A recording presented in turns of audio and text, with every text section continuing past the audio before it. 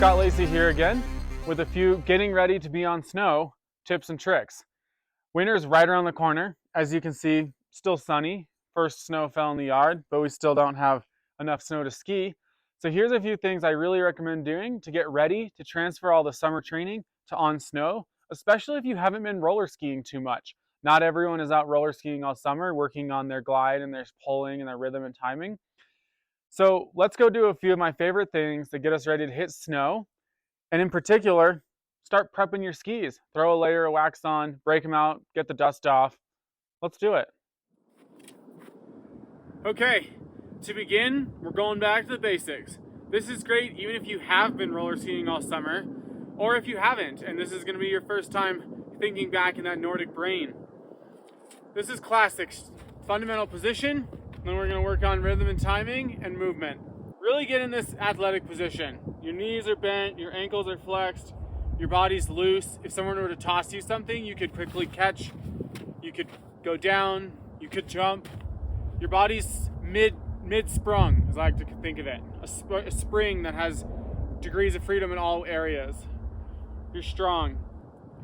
I like to choose, as you can see, mud season, summer road here. It's not too gradual of a climb, it's not steep. If you're bounding, it'd be pretty mellow.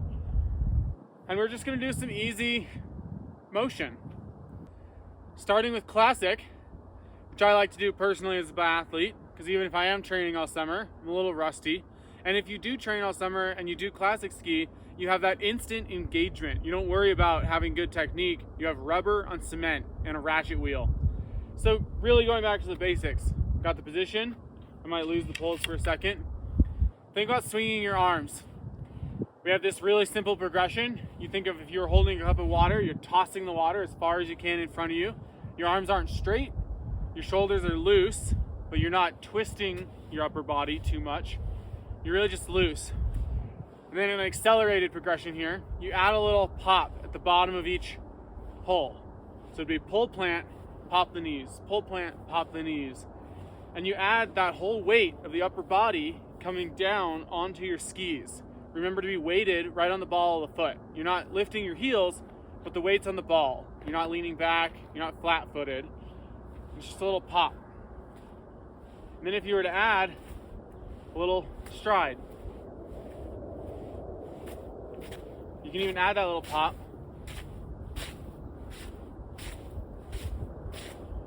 Whatever we do, make sure to even out both sides. I may not in the video, I might forget. And then you can start adding a little lunge off.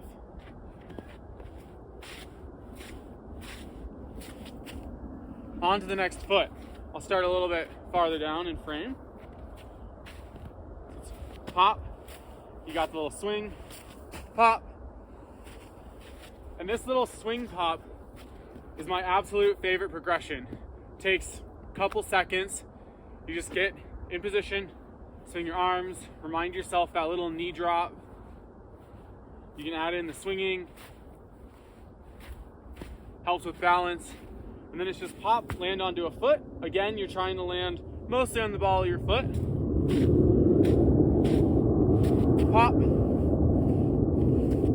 Pop. And you can do that and slowly work your way into a classic ski walk.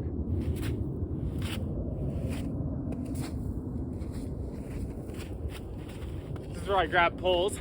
Again, this is another great exercise you can do in a parking lot or right there in your ski boots.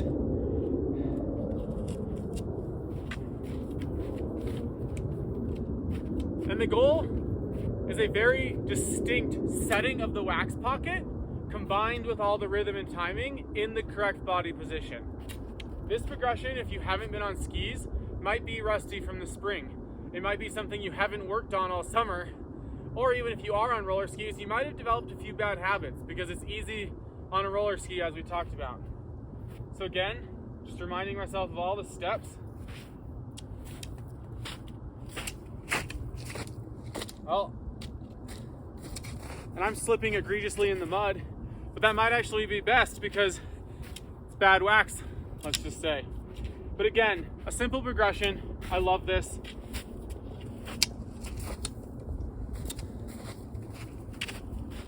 and you'll be back on classic skis soon enough. Okay, we just did a bunch of classic progression, and now we're moving on to skate with a little bit of double pull. Double pull, as you know, is the foundation of V2 and your pull planting within skate. The favorite thing that I do with this, and we've gone over this in previous videos potentially, is have a strong anchor. I'm using my trailer hitch here. You could use a post on your porch or something in a gym, and get a heavy duty elastic band. Put it right on your hip bones and walk forward until it's taut. This allows you to really bring awareness to your hips. You can feel your hips being pulled back, but as we know, you don't want to bend at the waist in Nordic. We just went over the fundamental athletic position. Get in that position and really feel that you need to bring your hips forward to be in that position now that they're being pulled back. This awareness is something that can carry through to every other exercise we do. I like to start just by doing a few hip thrusts. You're really coming up and you're driving your hips forward. When you go down, you're not just bending, you're compressing that knee and ankle flexion. Bring in some double pull arms. On that recovery, you're really driving your hips up. You can see many other videos Andy has posted on various tempos for terrain intensity and speed with double pull. You can even bring up some jumps where you're really driving your hips forward. You can do this a few times, and if you ditch the band, go and do a broad jump, you're gonna feel your hips are really launching yourself forward. You want that momentum coming from your pelvis. Moving on to skate, same thing. Now, instead of just going straight back, you add a little bit of V2, side to side. And again, on the recovery, when your arms are coming up, you're driving your hips forward. You can do V1 if you want, but I really focus a lot on V2 for this. And then as you start to add complexity, you can add a little bit of jump. And as you jump, you really have to bring your hips forward, otherwise you're gonna end up bent over. If you really wanted to get into a workout session, wear a weight vest, add that complexity, and then you can really start working on driving your body forward. And then you could even have someone toss you a ball and really start adding the complexity of tossing a ball while maintaining that mid-sprung position we talked about. Okay, let's go get on some gliding things, whether that's roller skis or snow. Let's apply this.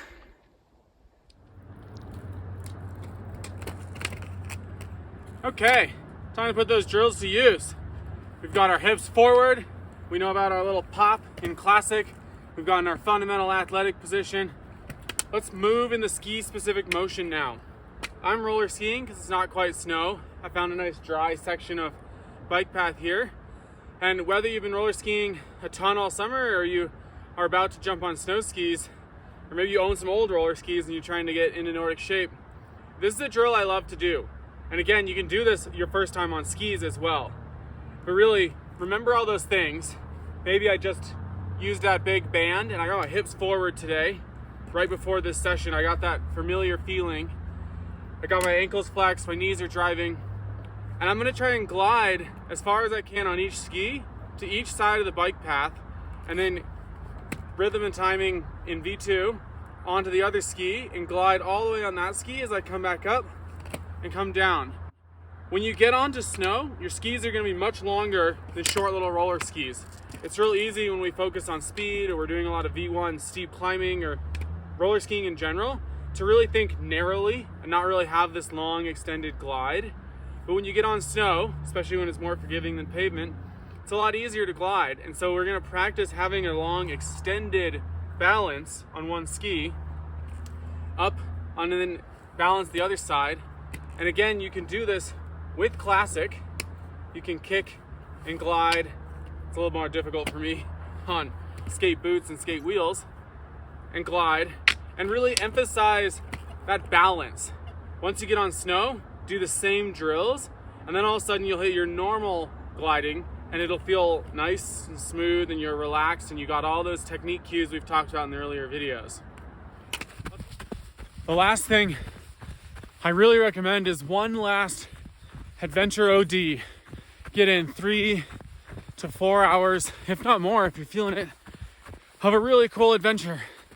We're about to have just skiing on our plate, maybe some jogs, but go out in the mountains and enjoy a big training session. Easy L1, go somewhere cool. If you can mountain bike, do that. If you can run, do that. Do something that really inspires you, that gets really big volume in before it's too late. You can do that Nordic skiing, but there's not as much variety in the middle of the season. And this is something I found that truly ignites the soul. It really keeps motivation high. It builds your fitness. It's your last chance to do something. For me, I just ran way up into the mountains to a hot springs that I love. Hot springs is a little low, a little chilly, but it's one of my favorite places. And here I am at the end, almost 4 hours. I have a ton of volume. It was great. I'm ready to hit the ground focused with the race season around the corner. Let's do it. Thanks so much for watching. I hope you guys are getting excited. I'm so excited. I hope you feel ready. I hope you feel like you didn't need to train all summer to hit the ground skiing. I'd say running, but we're skiing. And again, hopefully you have your skis out, you're getting the dust off, and I'll see you on the trails. Cheers.